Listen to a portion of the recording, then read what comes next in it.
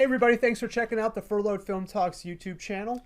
For reviews, news, and the audio version of our podcast, please check out our website, furloughedfilmtalks.net. And be sure to check out all the social links below and also hit that subscribe button, guys. Thank you.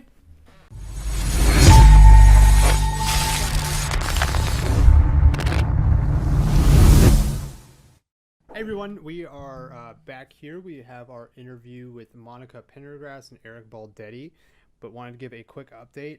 The short film, Los Otros, that they directed won the Best Short Documentary at the deadCenter Film Festival, so want to give them a congratulations and are excited for them in their future. Yeah, we just give them a huge congratulations. It was really awesome talking to them, and we were really excited to see that they had taken it home. So they are award winners. They are award winners. Yeah.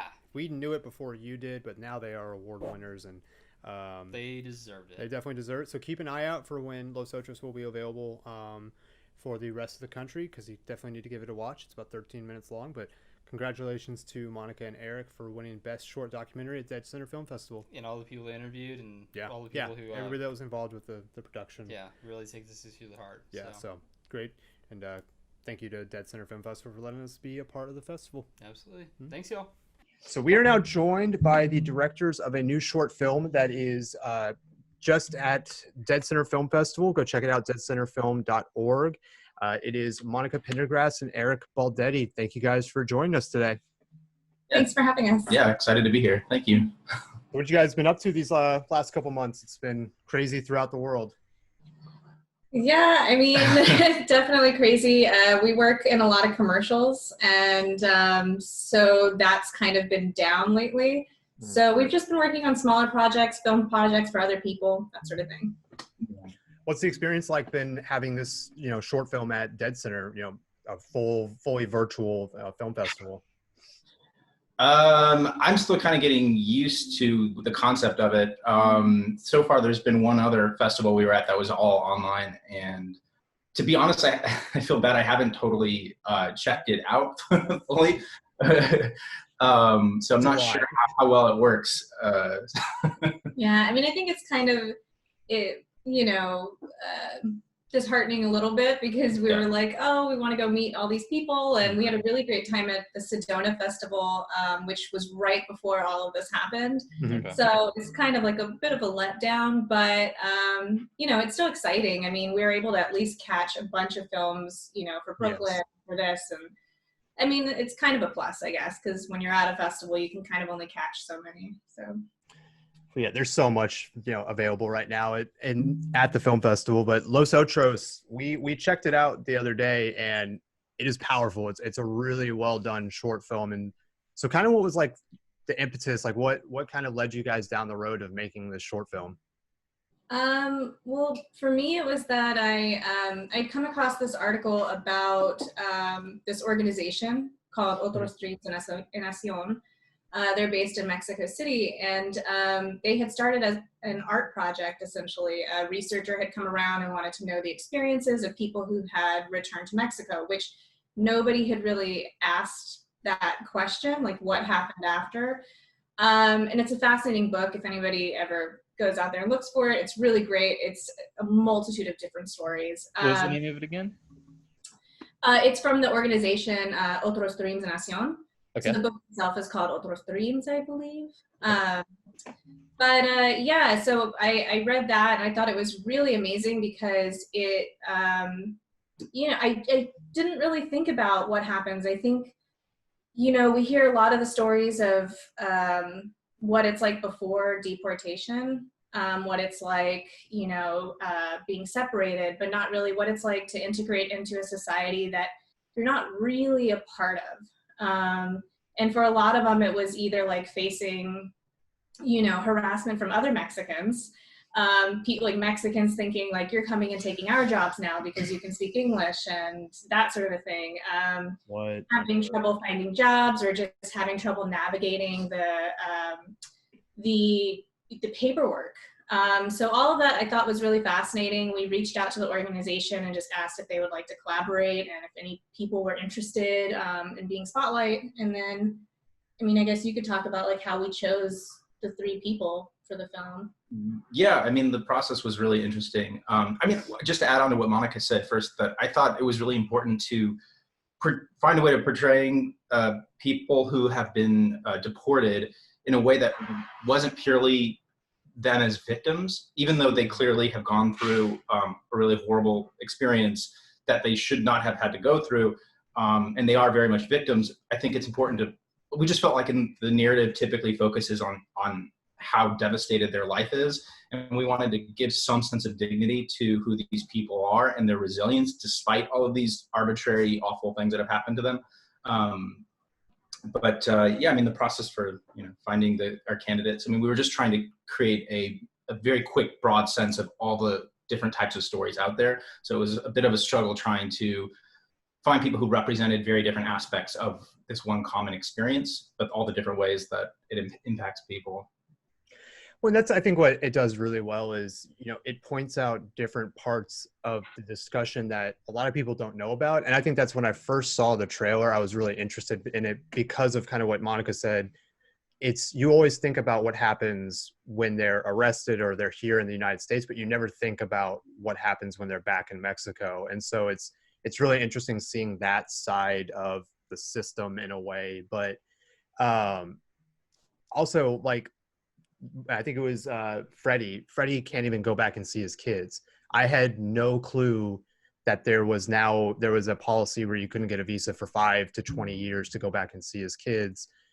What's the best way of fixing that or reforming that, or is there a way to do that in a sense? Because I think that's one of those discussions that needs to be had.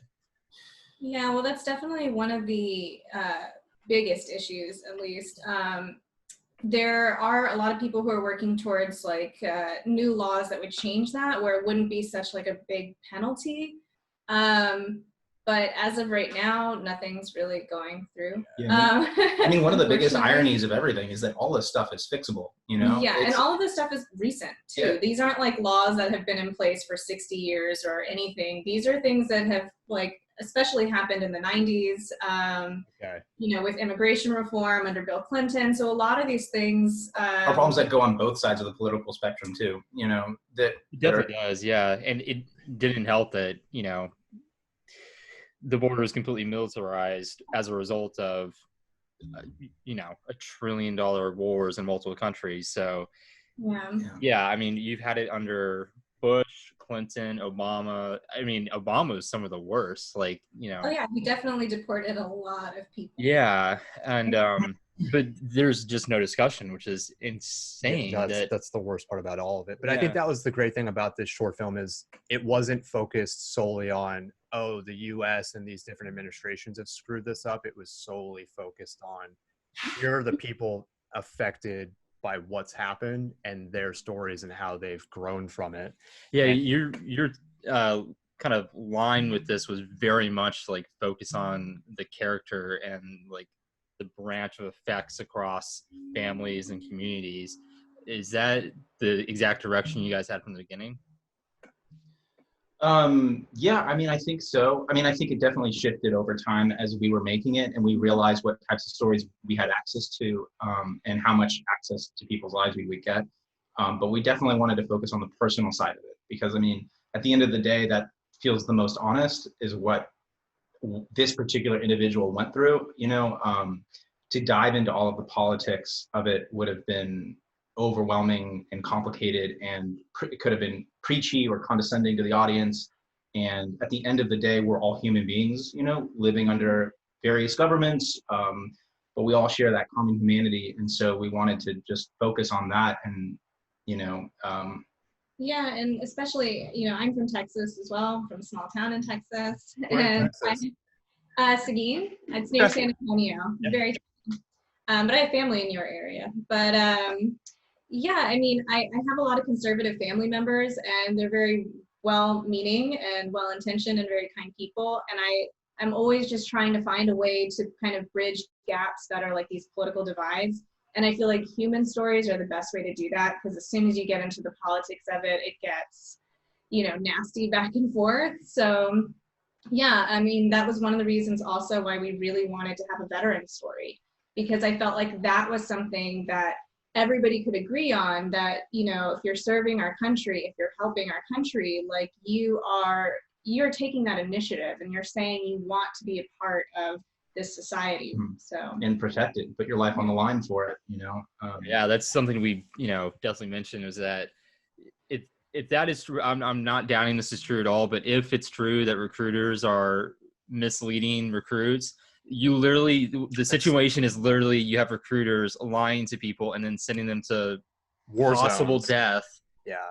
on a lie. That unconscionable. And this is something that I had asked him, and I wanted to ask y'all. With that, you guys threw up the stats of you know, how many are active duty who are undocumented immigrants and how many have been deported. Are there stats kept for undocumented immigrants who are sent over to war zones and end up dying for the U.S.? Because that's something that should be pretty well known. Yeah, as far as we know, I don't believe so. You know, we know one of the founders of an organization in Tijuana that works specifically with veterans coming across the border, because Tijuana is a prime zone where veterans will go, mainly because they're still able to see their family through the fence. Yeah. There's like a weekly Sunday prayer meeting that they do at the fence there. But even we had asked him, like, 'cause we were trying to find numbers and facts about it, and he was like, they don't keep that Even data. if they did, they wouldn't give it to you. There's no way. Exactly.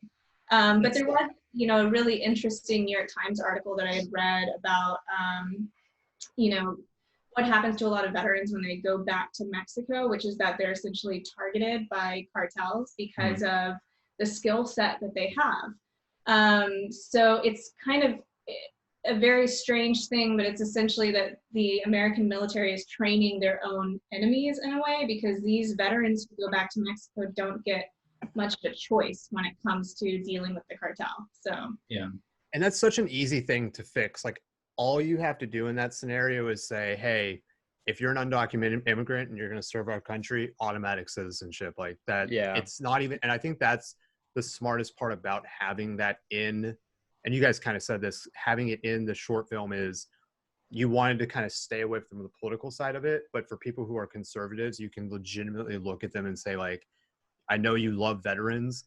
Here are people who want to come over for a better life and are going to serve your country, the country they want. Like, they deserve citizenship. And that puts those types of people in a really tough spot of trying to wiggle their way out of that. Was that, I mean, did you have that idea of wanting that story in there from the beginning, or was it you kind of found this guy and it was, you know? Well, yeah, when we learned about that fact that there were so many veterans, we were like, we have to find a way to make sure there's a veteran of some kind representing that experience, because it is just absolutely unconscionable and outrageous that continues to go on. Yeah, so that was definitely part of our process. And it was definitely hard finding somebody, to be honest. We reached out to so many different people, organizations, and they'd be like, oh, try this person.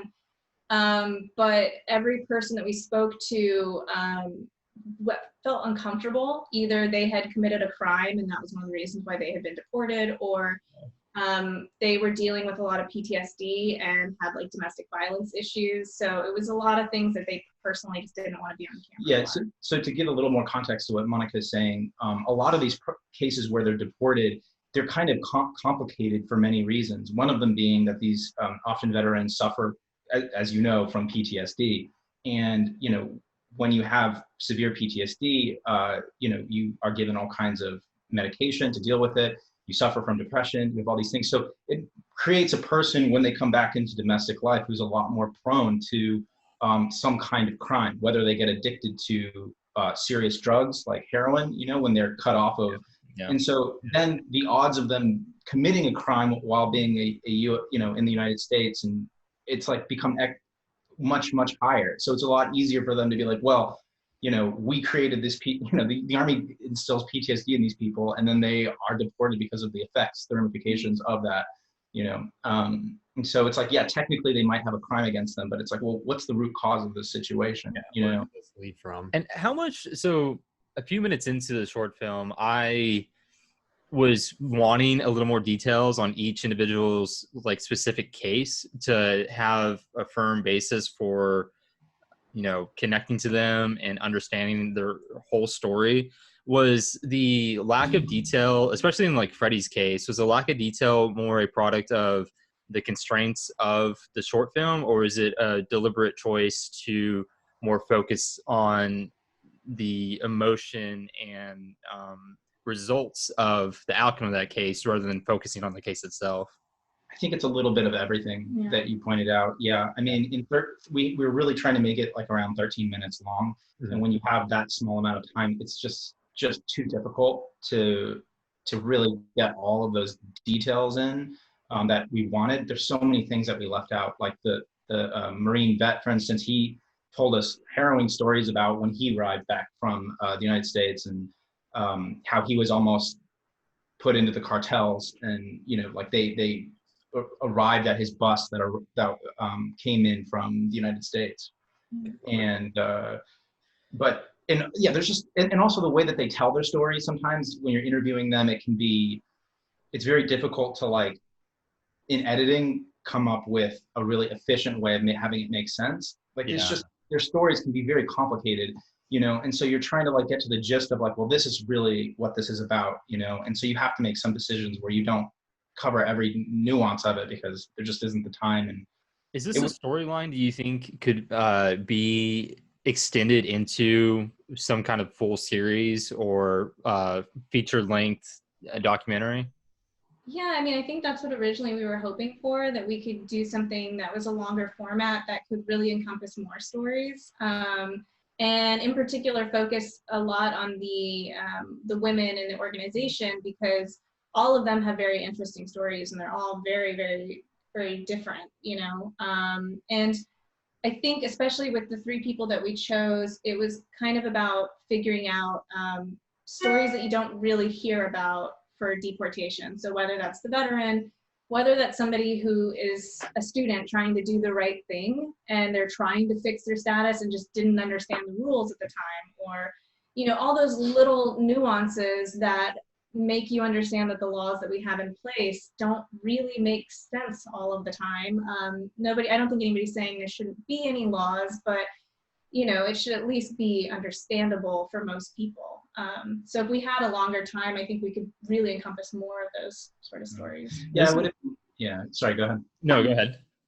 Oh yeah, I mean, I was just going to say, it would have been really helpful to give actual factual information so people could understand why the system is broken, and in what exact ways in which, like, say, Freddy, for instance, why he can't see his kids, and how there just isn't, when people say, why doesn't he just get in line, and go do it the right way? And you're like, well, there is no right way because it doesn't exist for someone in his particular case. Yeah. Like, because he came here on a whim as a kid, and he was just like, thought it would be fun to come to the US. And then he realized he built an entire life here, and then he tries to do the right thing, and he realizes, actually, because I broke this rule that I didn't even know about on a whim, I have no ability to be with my family. To fix the situation. There's no legal route for it, Right. And so. This would be, literally, there wouldn't have been a better time to release something like this, because more and more people every day are realizing how broken our different systems are. And just this issue touches the military, touches childcare, healthcare, and there's just so many things that need to be fixed. And the discussion won't happen unless everyone realizes the different parts, truly understands the problem, and then can have a discussion about it. And not enough people, I think.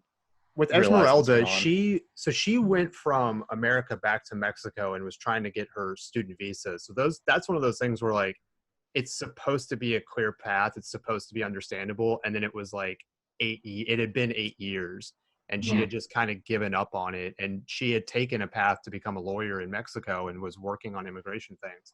And so that was a really cool arc of her taking a really, really bad situation and becoming something that can hopefully help. What was it like talking and discovering that story with her? Esmerelda is amazing, honestly. She's really she's a really inspiring girl. She fights for a lot of different causes, and getting to know her was kind of great. She actually works now with the organization. So she has a really integral part in helping people kind of reestablish lives back in Mexico now. So she was actually one of the first people that kind of said, yeah, I'll do this. Like, I'm super excited to do it. And she was also one of the ones that, because she'd established a life there already, she gave us a lot more access, like, you know, to her friends, to her house, to, the protests that she was going to, all these sort of things. But her story, is very, it's very crazy, because she really did, when she came over, she was just a child. She, I think she was 8 years old at the time. And she vaguely remembers it. She remembers walking through deserts. She remembers, having to wear a diaper as an 8-year-old because they didn't know where they could go to the bathroom. And then she spent most of her life in the United States, and she became valedictorian. She was like very on top of, like, wanted to go to the best schools, all of this. And she had a scholarship, a full-time scholarship to go to college.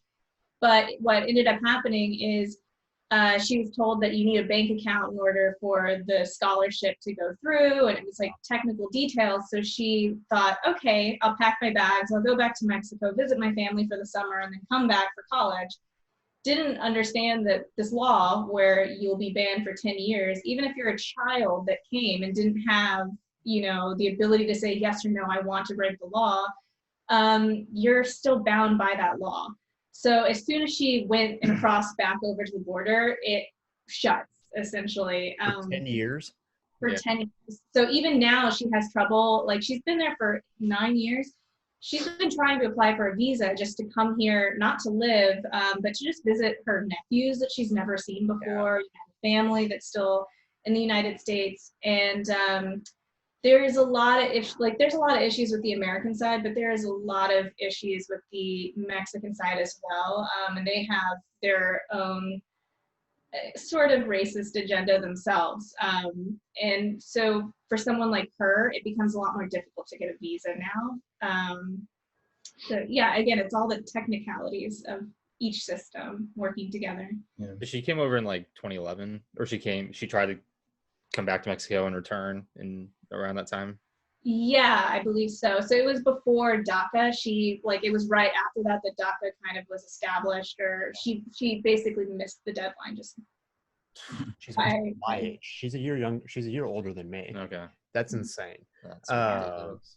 No, but like, and it was interesting. Like you showed that, she obviously has kind of created this life. She has friends, like she seems to be happy, but then it was this dichotomy of where Freddy was alone and, his family was back in the United States. Did you guys mean to kind of have those two contrasting, stories back to back to kind of show what can happen either way?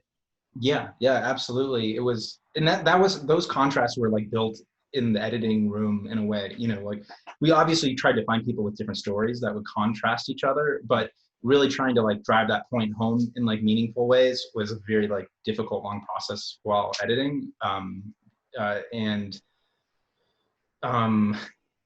Yeah, I mean, it was also, we also were interested in contrasting the time frames that people had been back. So Freddy was back only a month at the time that we met him. And so all of his emotions were super raw, and he had been in prison for like a couple months in different forms of jail because he was fighting for the right to stay with his family in the United States. And he could have at any moment been like, okay, I'm just going to go to Mexico and get out of jail. But because he was trying to fight things the legal way, he ended up having the most harrowing experience in our prison system, and that he opened up to us about afterwards. And I mean, it's just it deserves an entire documentary unto itself, that experience of just trying to do things legally correctly and being forced to be around all these.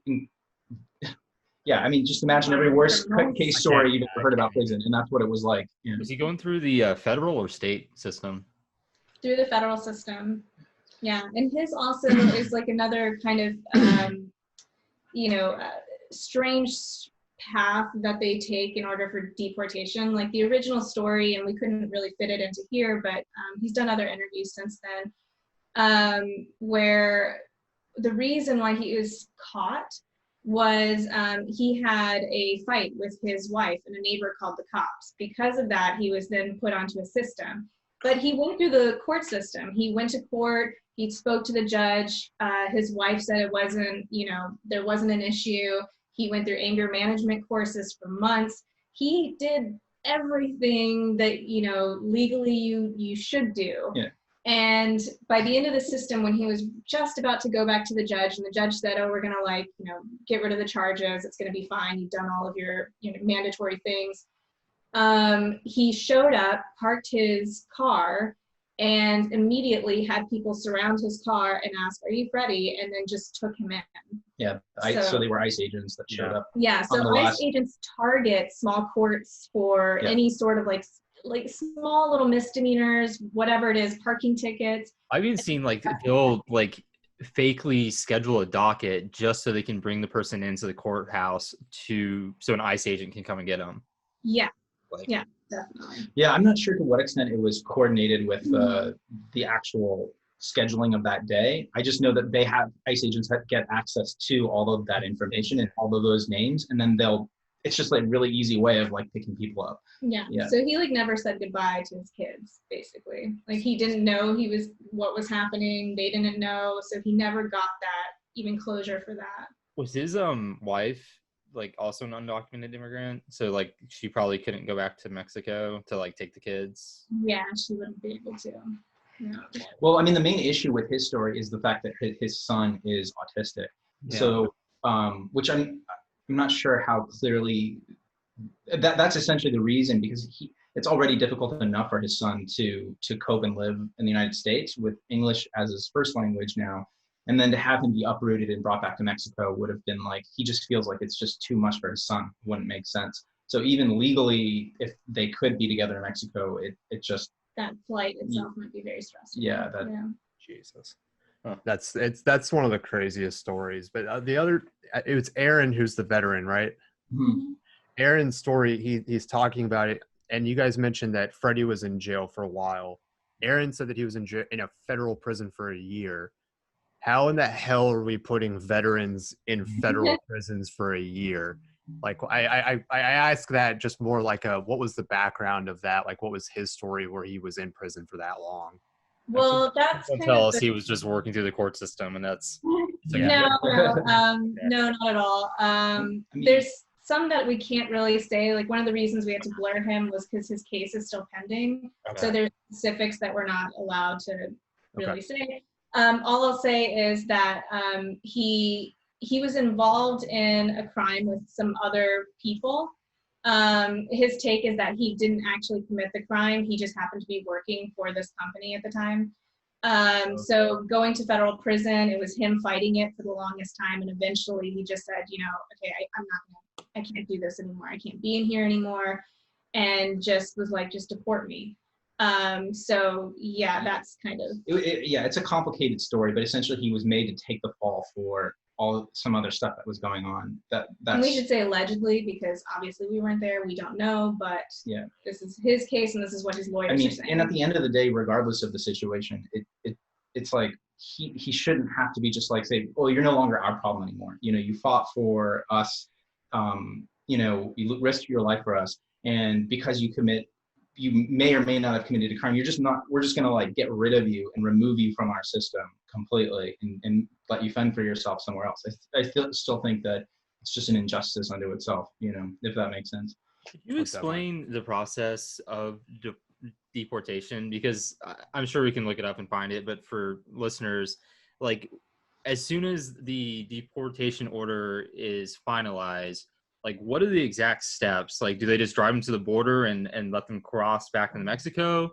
Are they flown into a major city of their choice and then just released back to Mexico?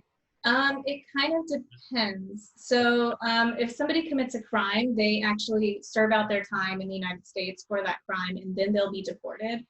If it's just some person who hasn't committed a crime, but they're just being picked up or something, it depends on their case. So sometimes some people will be just driven to the border and they're just kind of let out, and that often happens especially with people who are caught at the border or near the border or something like that.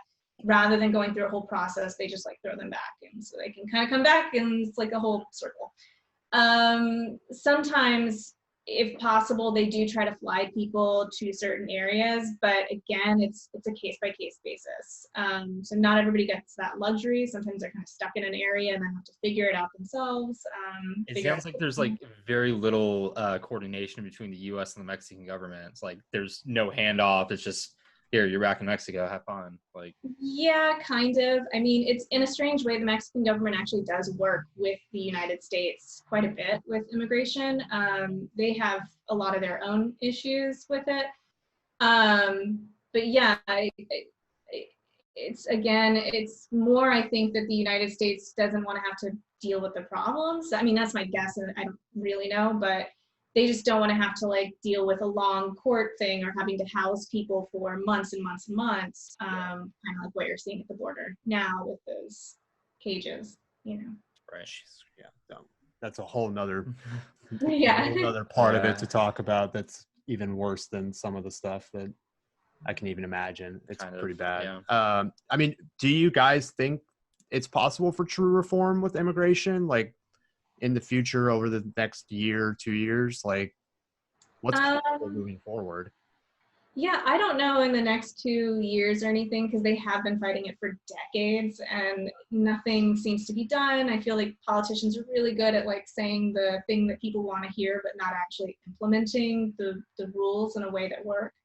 But I mean, I'm hopeful, and I do kind of think that the world we're much more of like a global society. And I think at a certain point, we are going to have to start thinking more about what that means and what these lines, these arbitrary lines that we kind of create are going to mean, you know, because we're so integral with so many parts of the world. We depend on Mexico for so many things in our country. I mean, at a certain point, there's going to have to be some workaround or some, you know, compromise between countries. Yeah, I'm very hopeful. I mean, I think it's definitely possible. It's obviously not possible with the current administration. I mean, which feels very much built on this narrative of trying to, you know, really demonize other people from other countries, you know, and if that's the basis for his political appeal, then it's going to be, there's just no reason for him to do anything about it, or his administration. But if things do change, you know, politically, I think that absolutely there's so much more interest in this topic. Many more people are far more educated about it and wanting to do something about it than I can ever remember, you know. So I am hopeful, but, you know, depends. Yeah. It is unfortunate. Like, we were watching it the other day, and at the end of it, we were like, well, you know, we haven't talked about immigration in forever, right? Yeah, and like, the only thing anyone's talking about is surviving a pandemic, like, and everything is going to be put on hold until who knows when. That doesn't let people off the hook about no, absolutely this not. type of I'm just saying that, subject. like, you people need to have this discussion. People are about suffering what's right going now, on. Yeah. and like it's super unfortunate that everything's just kind of frozen in time until. But I think the interesting thing that y'all were kind of talking about, you know, people like what this current administration is doing is they demonize these people by saying that they're criminals for even just being here. I think the biggest part of, you know, the discussion that needs to be changed is these people aren't criminals. Like, they're trying to come here for a better life. And so to kind of take that narrative and change it.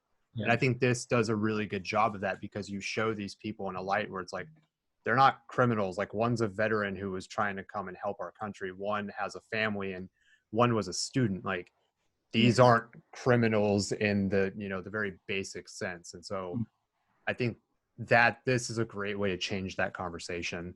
Yeah, thank you. Yeah, we really wanted to just humanize these people. So and I just, you know, I think back to the stories about the caravans coming, you know, in the news, and as if they were some kind of military operation, and you're just like, these are people that are just desperately trying to make their lives better. I don't know how you could not sympathize with them, and they're risking their lives and walking on foot for thousands of miles.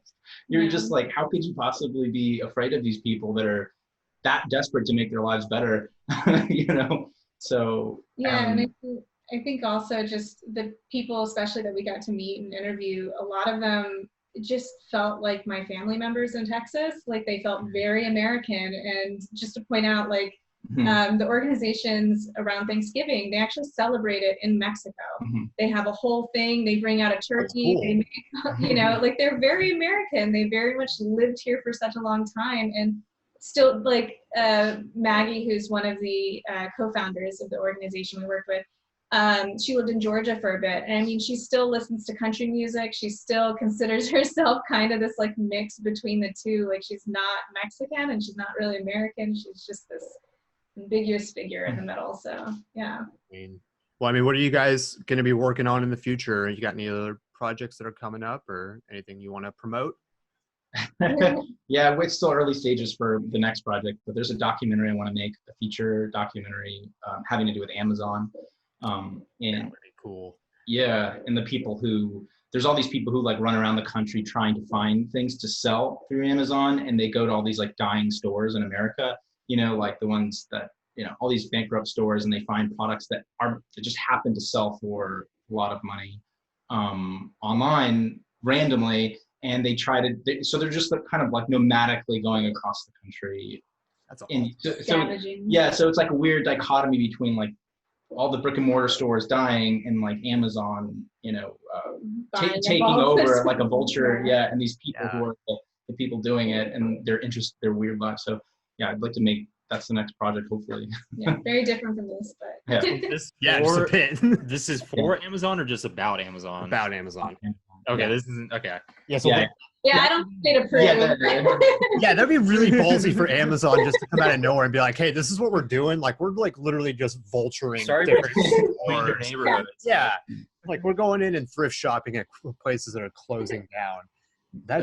That's insane. I didn't know people did that. Oh yeah, I mean, what the shit? People make good money for Goodwill stuff and selling it online. So okay, that's So what's cool about this is like they find the most arbitrary things. Like it'll be like Game of Thrones Oreos or something like that, you know, or like some Tide Pods from like 2002, you know, like this one particular. It's like, and they'll go for like a couple $100 or whatever, and you're just like, what? I guess they're gourmet Tide Pods. So no, there's